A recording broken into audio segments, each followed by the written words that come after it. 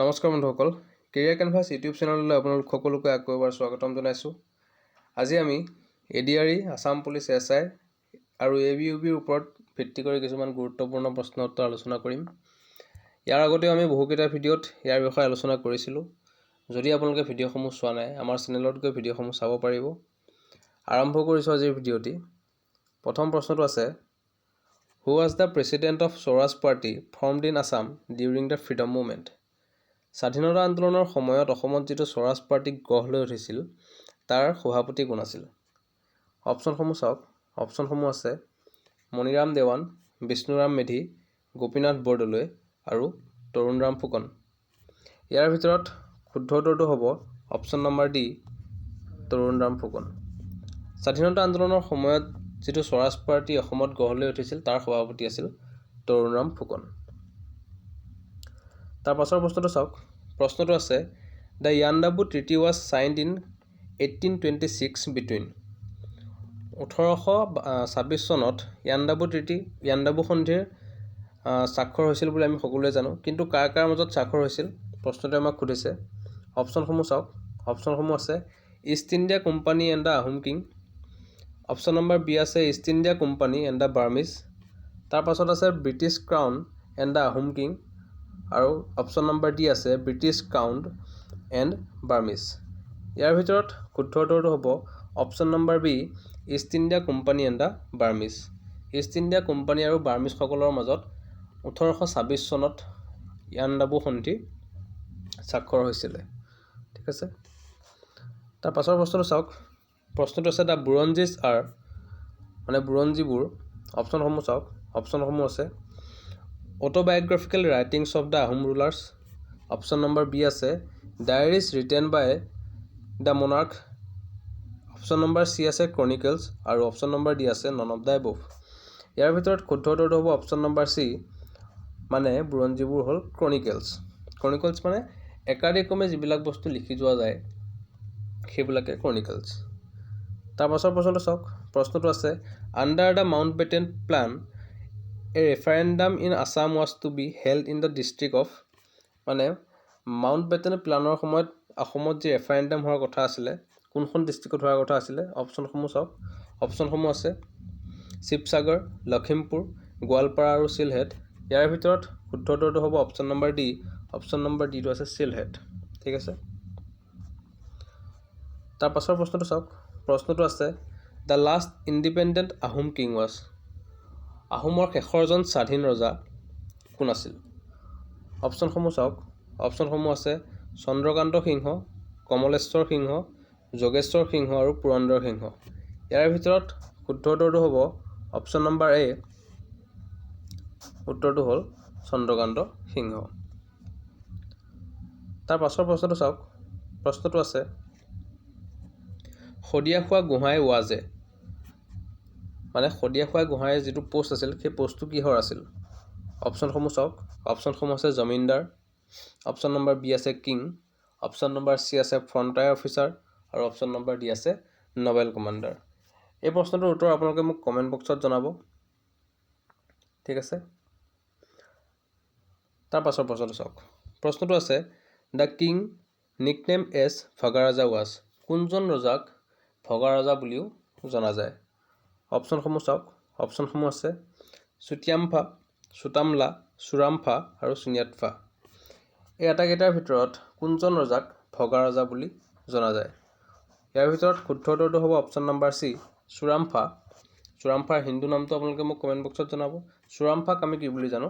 ভগাৰাজা বুলি জানো। তাৰ পাছৰ প্ৰশ্নটো চাওক।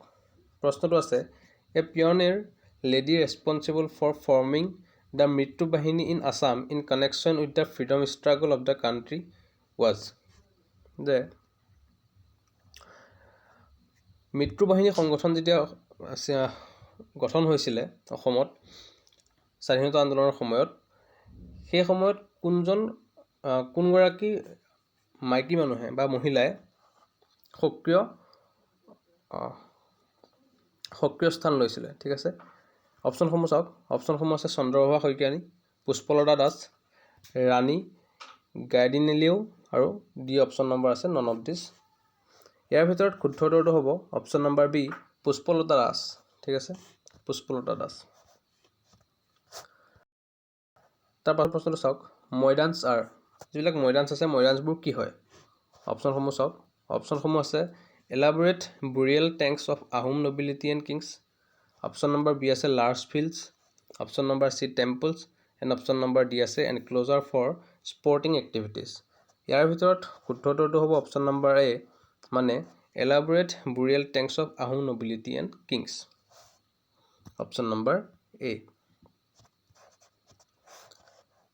তাৰ পাছৰ প্ৰশ্নটো চাওক। প্ৰশ্নটো আছে Ibn Battuta the celebrated traveller visited Assam in the, কিমান চেঞ্চুৰীত ইবন বটুতা অসমলৈ আহিছিল? ঠিক আছে, অপশ্যনসমূহ চাওক। অপশ্যনসমূহ আছে 13th century, 14th century, 15th century and 10th century. ইয়াৰ ভিতৰত শুদ্ধ উত্তৰটো হ'ব অপশ্যন নম্বৰ বি, মানে 14th চেঞ্চুৰীত ইবন বটুতা ক'লৈ আহিছিলে? অসমলৈ আহিছিল। তাৰ পাছৰ প্ৰশ্নটো চাওক। প্ৰশ্নটো আছে Rang Ghar was constructed during the reign of, কোনজন ৰজাৰ শাসনকালত ৰংঘৰটো নিৰ্মাণ কৰা হৈছিল? অপশ্যনসমূহ আছে ৰুদ্ৰসিংহ, ৰাজেশ্বৰ সিংহ, পৰমত্ৰ সিংহ আৰু শিৱসিংহ। ইয়াৰ ভিতৰত শুদ্ধ উত্তৰটো হ'ব অপশ্যন নম্বৰ চি, মানে পৰমত্ৰ সিংহৰ দিনত ৰংঘৰৰ কি হৈছিলে? নিৰ্মাণ কৰা হৈছিল। তাৰ পাছৰ প্ৰশ্নটো চাওক। প্ৰশ্নটো আছে Gandhiji visited Assam for the first time in connection with the national freedom movement in the year, ভাৰতৰ স্বাধীনতা আন্দোলনৰ সময়ত মহাত্মা গান্ধীয়ে অসমত প্ৰথমবাৰৰ কাৰণে কোন বছৰত ভিজিট কৰিছিল? অপশ্যনসমূহ চাওক। অপশ্যনসমূহ আছে 1920, 1921, 1935 আৰু 1926। ইয়াৰ ভিতৰত শুদ্ধ উত্তৰটো হ'ব অপশ্যন নম্বৰ বি, মানে 1921ত মহাত্মা গান্ধীয়ে প্ৰথমবাৰৰ কাৰণে অসমত ভিজিট কৰিছিল। তাৰ পাছৰ প্ৰশ্নটো চাওক। প্ৰশ্নটো আছে the Assam region was separated from the Bengal presidency in, মানে বেংগল প্ৰেচিডেঞ্চিৰ পৰা অসমৰ যিটো প্ৰভিন্স আছে অসমৰ প্ৰভিন্সটো পৃথক কেতিয়া কৰা হৈছিল? অপশ্যনসমূহ চাওক। অপশ্যনসমূহ আছে 1874, 1889, 1861 আৰু 1826। ইয়াৰ ভিতৰত অপশ্যন নম্বৰ এটো হ'ব শুদ্ধ, মানে 1874। 1874ত বেংগলৰ পৰা আছাম প্ৰভিন্সটো ছেপাৰেট কৰা হৈছিল। ঠিক আছে। তাৰ পাছৰ প্ৰশ্নটো চাওক। প্ৰশ্নটো আছে the title of the overall administrative head of lower Assam region during the Ahom rule was, আহোমৰ ৰাজত্বৰ সময়ত যিটো লৱাৰ আছামৰ এডমিনিষ্ট্ৰেটিভ হেড তেখেতৰ টাইটেলটো কি আছিল? অপশ্যনসমূহ চাওক। অপশ্যনসমূহ আছে বৰফুকন, ৰাজখোৱা, বৰপাত্ৰ গোহাঁই আৰু সংজ্ঞা বৰুৱা। ইয়াৰ ভিতৰত শুদ্ধ উত্তৰটো হ'ব অপশ্যন নম্বৰ এ, মানে বৰফুকন।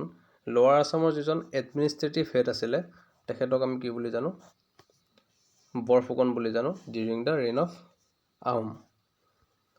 তাৰ পাছৰ প্ৰশ্নটো চাওক।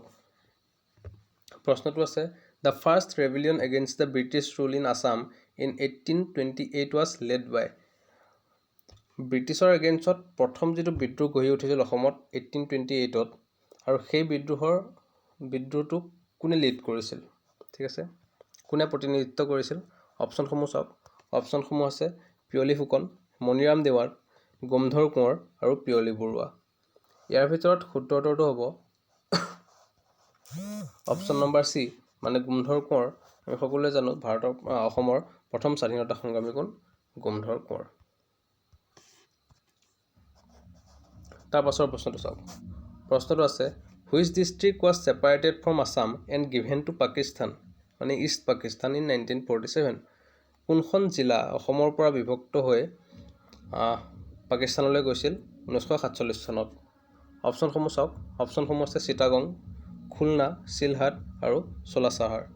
ইয়াৰ ভিতৰত শুদ্ধ উত্তৰটো হ'ব অপশ্যন নম্বৰ চি, মানে চিলহাট জিলাখন, যিখন চিলহাট জিলা আছে সেই জিলাখন ভাৰতৰ বা অসমৰ এটা ভাগ আছিল, কিন্তু 1947ৰ বিভক্তৰ সময়ত এই জিলাখন ক'লৈ গুচি গ'ল? ইষ্ট পাকিস্তানলৈ গুচি গ'ল। তাৰ পাছৰ প্ৰশ্নটো চাওক। প্ৰশ্নটো আছে in 1826 the treaty of Yandabo was signed by which the British practically occupied Assam from the Burmese, in which year was Burma annexed British, মানে 1826 চনত ইয়াণ্ডাবু সন্ধিৰ জৰিয়তে ব্ৰিটিছে বাৰ্মিছসকলৰ পৰা অসমখন অকুপাই কৰিছিল, কিন্তু কোন চনত ব্ৰিটিছে বাৰ্মাখনো ব্ৰিটিছৰ অধীন কৰিছিল? ঠিক আছে, অপশ্যনসমূহ চাওক। অপশ্যনসমূহ আছে 1837, 1826, 1864 আৰু 1886। ইয়াৰ ভিতৰত শুদ্ধ উত্তৰটো হ'ব অপশ্যন নম্বৰ ডি, মানে 1886ত ব্ৰিটিছে কি কৰিছিল? বাৰ্মিছসকলৰ বাৰ্মাখন কি কৰিছিল? ব্ৰিটিছৰ আণ্ডাৰত এনেক্স কৰি দিছিল 1886ত। তাৰ পাছৰ প্ৰশ্নটো চাওক। প্ৰশ্নটো আছে the earliest historical dynasty of Assam was date of the earliest historical dynasty of Assam was date of the, মানে অসমৰ যিটো আৰ্লিয়েষ্ট ডাইনেষ্টি, মানে সকলোতকৈ প্ৰথম যিটো ডাইনেষ্টি, সেই ডাইনেষ্টিটোৰ কথা কৈছে। অপশ্যনসমূহ চাওক। অপশ্যনসমূহ আছে পালাছ, বৰ্মনাছ, নাৰকাছ এণ্ড চালাস্থাম্ভাছ।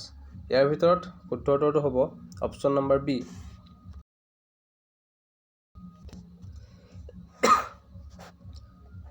তাৰ পাছৰ প্ৰশ্নটো চাওক। প্ৰশ্নটো আছে the first tea company established in Assam was, অসমত প্ৰথম যেতিয়া টি কোম্পানীটো আৰম্ভ হৈছিল কিমান চনত?